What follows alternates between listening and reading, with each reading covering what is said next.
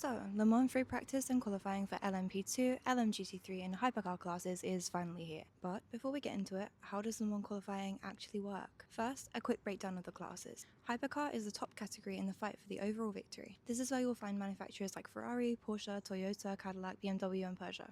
LMP2 is a prototype class as well, but with standardized chassis and engines. They're incredibly quick, but not quite at hypercar pace, and they're competing for their own class win. LMGT3 is made of race versions of production-based sports cars, including the Porsche 911 GT3R, Ferrari 296 GT3, and Aston Martin Vantage GT3. All three classes share the track at the same time, which is part of what makes Le Mans so unique. Now, on to qualifying. Tonight's qualifying sessions are all about earning a place in Hyperpole. Qualifying at Le Mans essentially acts as the first round, where teams are trying to make the cut rather than immediately secure pole position, unlike Formula 1.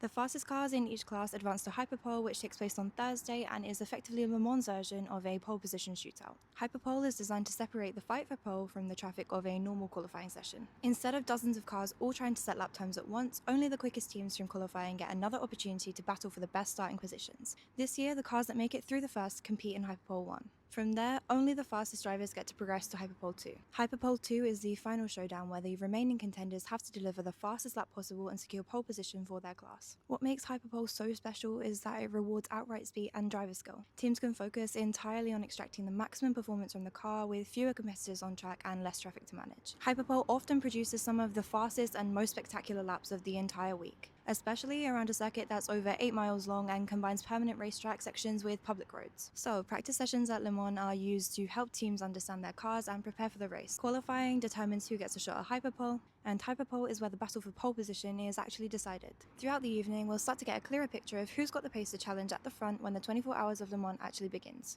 Join me throughout the week for all the coverage.